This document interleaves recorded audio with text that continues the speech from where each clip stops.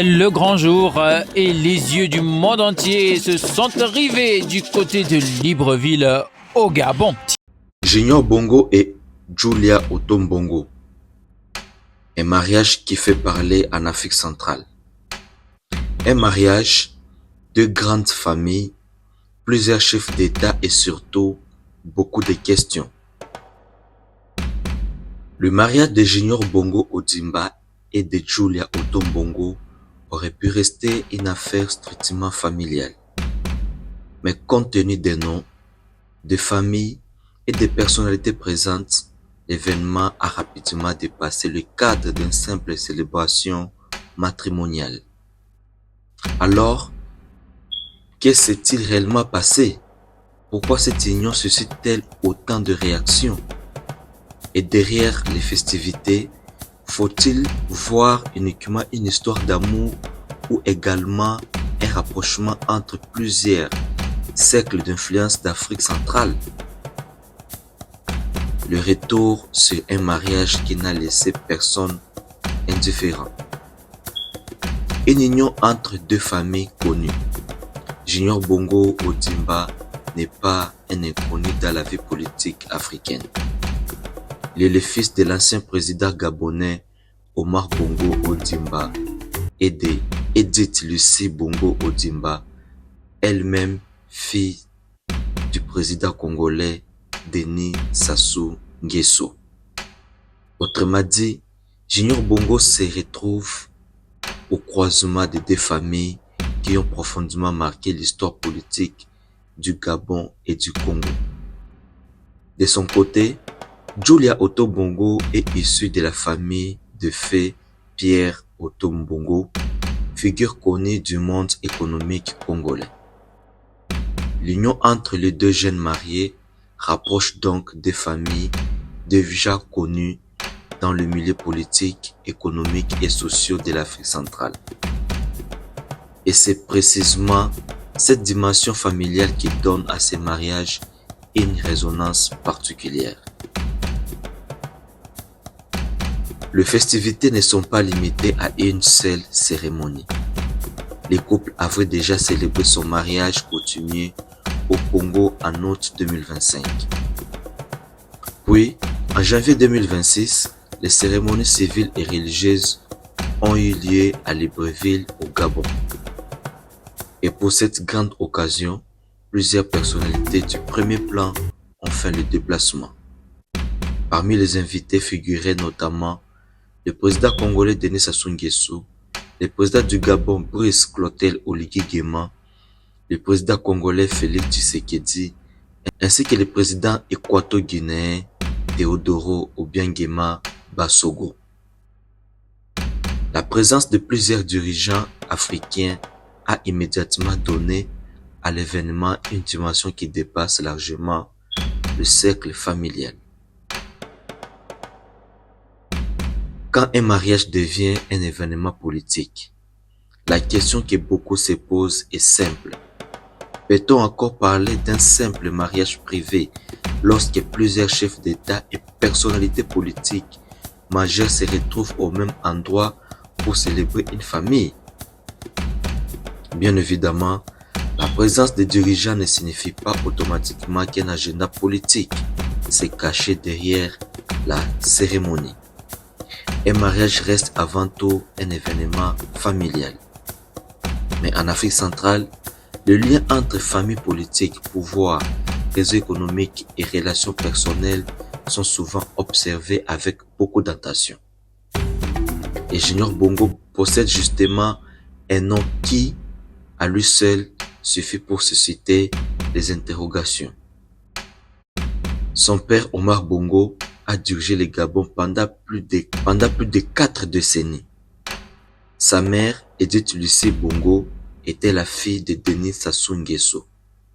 Et aujourd'hui, son mariage vient de créer une nouvelle connexion avec une autre famille congolaise connue.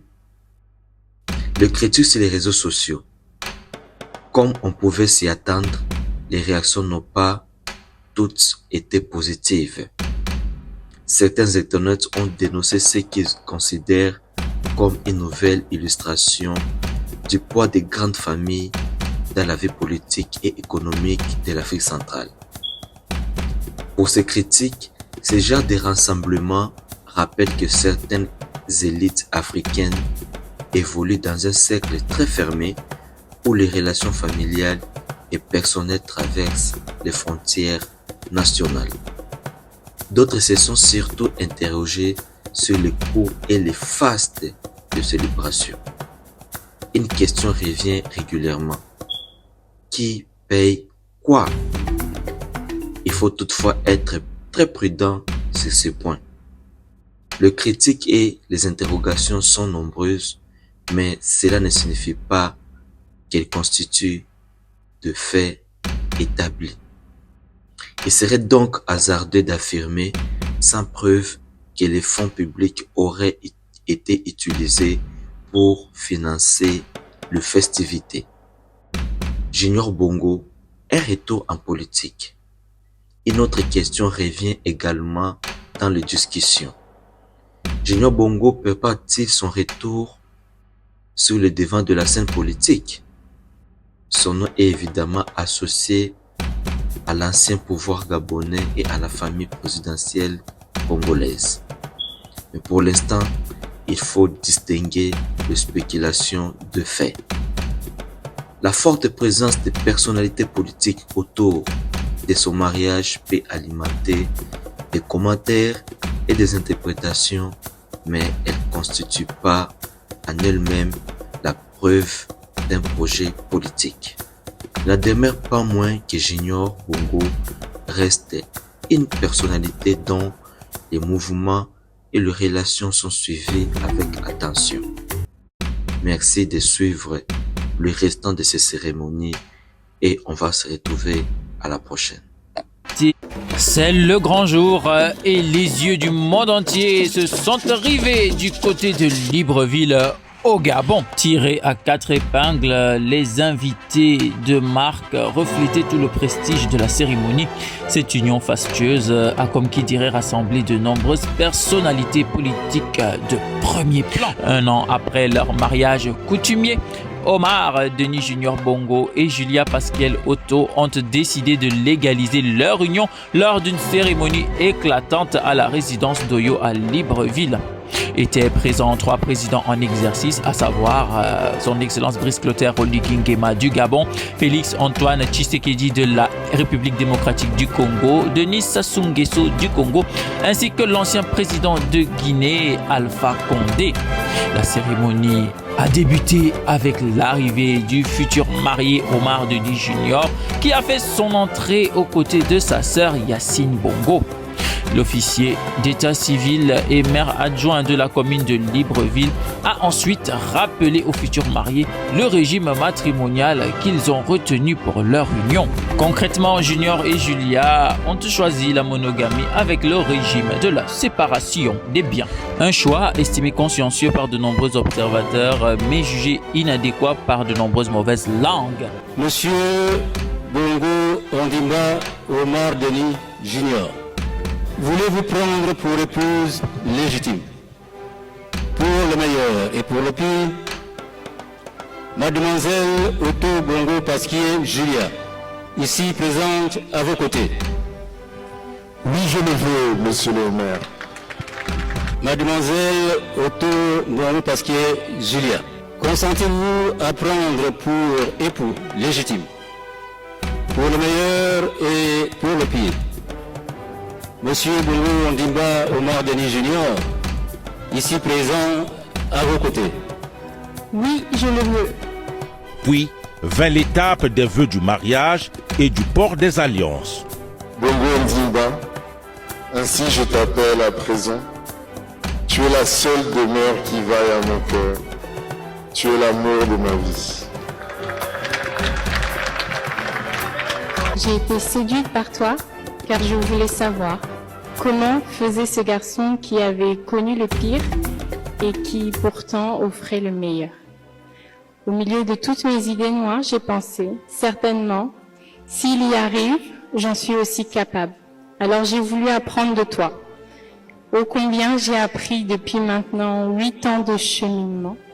Tu m'as appris le sens de la famille malgré les querelles, la générosité malgré l'ingratitude, le contentement dans la difficulté et la sagesse dans l'abondance. I finally belong. I love you. Dans ce genre d'événement, c'est le baiser des amoureux que tout le monde attend avec impatience et lorsque ça a été fait, les acclamations ont surgi de toutes parts. En signant le registre d'état civil, Junior et Julia ont définitivement consacré leur union. Le point d'orgue de cette cérémonie civile a été à ce moment-là donc la photo de famille des heureux mariés avec l'officier d'état civil, le président du Congo Denis Sassou Nguesso, le président de la RDC Félix Antoine Tshisekedi Tshilombo et le président du Gabon Brice Clotaire Oligui Nguema. Choisir la résidence d'Oyo n'était pas anodin. Ce lieu porte en lui le poids de l'histoire politique du Gabon et de l'Afrique centrale. C'est un lieu de rencontre, de décision, de mémoire. Une vive polémique, on le rappelle, avait alors éclaté dans le pays suite aux travaux de réaménagement et de réhabilitation de ce grand édifice qui avait été cédé, on le rappelle, il y a de nombreuses années, en 2015 je crois, par le président déchu Ali Bongo Ondimba à titre gracieux à l'État du Gabon. L'ex-président Ali Bongo Ondimba s'exprimait alors ainsi au nom de tous les enfants Bongo. 11 ans après l'annonce du projet d'université, celui-ci n'a toujours pas vu le jour. Lorsque les travaux de réhabilitation du domaine ont donc débuté, nombreux sont ceux qui ont eu un regain d'espoir, se disant qu'enfin peut-être cette promesse, cet engagement devrait être tenu, respecté.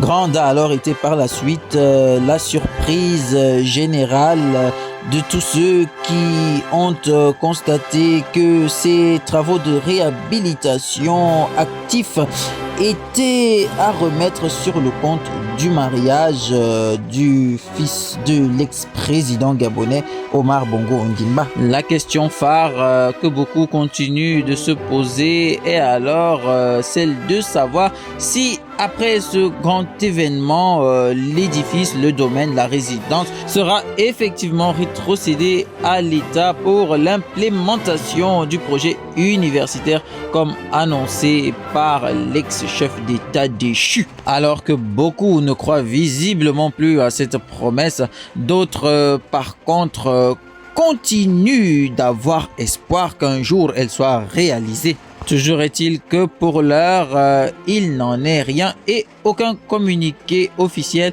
n'a été fait sur le sujet. Pour en revenir donc essentiellement à notre célébration, ce mariage dit quelque chose de notre époque. Il dit que les jeunes d'aujourd'hui veulent concilier tradition, modernité et coutumes et lois, famille et individus.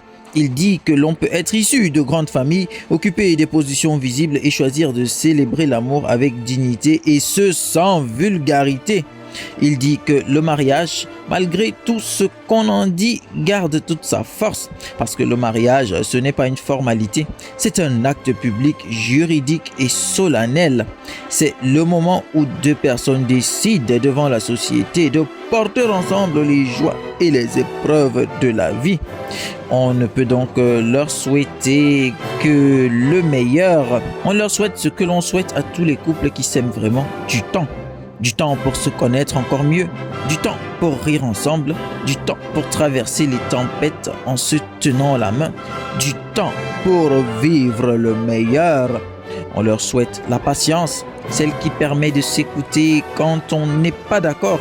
On leur souhaite la complicité, celle qui fait qu'un regard suffit pour se comprendre. On leur souhaite des projets, des voyages, des rires, des enfants, des défis professionnels, des engagements. On leur souhaite de rester libres tout en restant unis. Et on leur souhaite de se souvenir de ce jour à Oyo. Pas seulement pour les discours et les photos, mais pour la promesse, celle qu'ils se sont faites devant tous. S'aimer, se respecter, se choisir chaque jour.